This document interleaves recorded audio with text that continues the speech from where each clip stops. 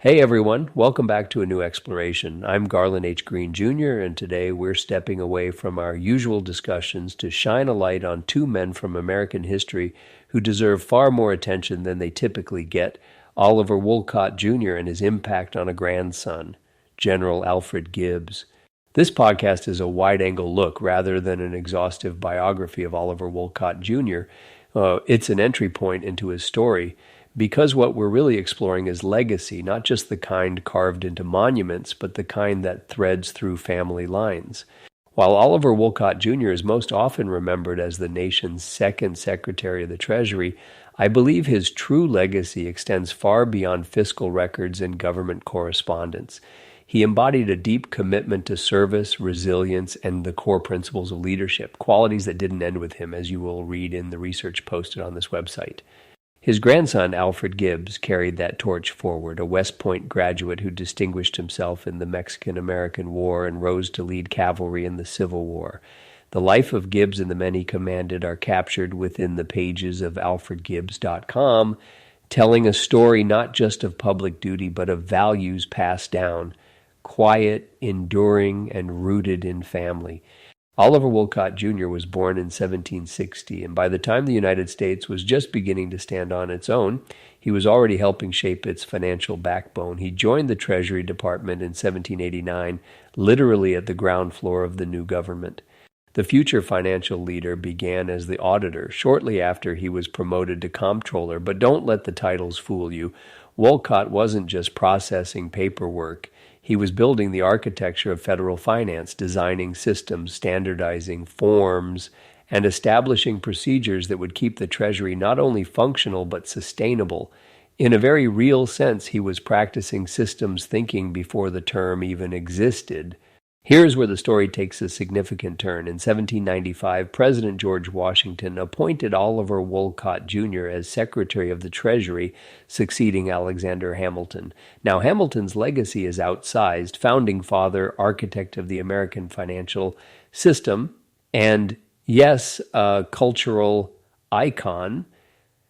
But Wolcott wasn't merely a placeholder. He maintained the momentum of the department during a critical period and notably continued to consult Hamilton for advice. That choice reflects not only humility but also strategic leadership, a recognition that sustaining vision sometimes means drawing on the wisdom of others while confidently steering the course forward.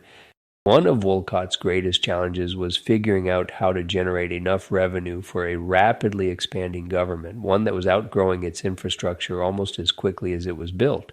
But his role wasn't just fiscal, it was intensely political. He found himself in the crossfire between Hamilton's vision and the pushback from figures like Albert Gallatin, who advocated for stronger congressional oversight of financial policy. So Wolcott had to do more than balance ledgers.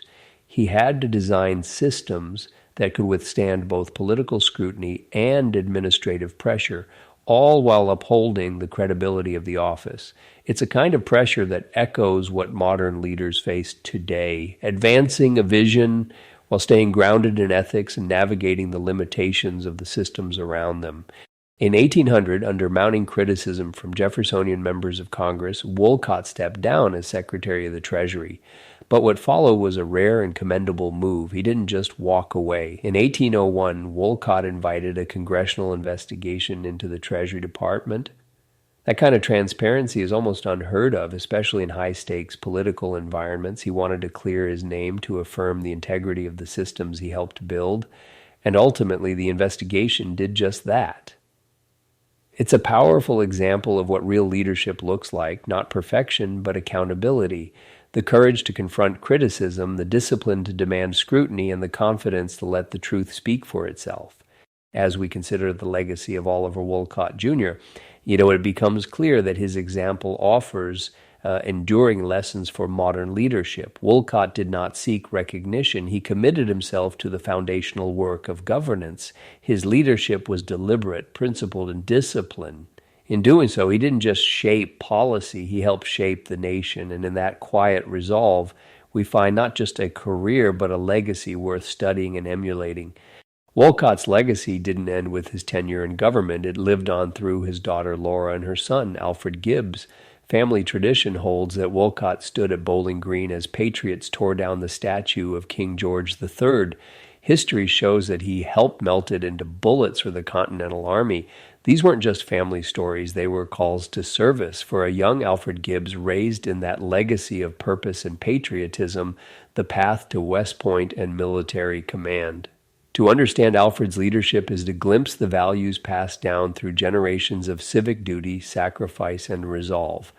Thanks to Dr. John Frederick Lizzie, whose dissertation, Oliver Wolcott Jr. and his work, A Political Life, served as a foundational source for this podcast and helped shape both the direction and depth of this project.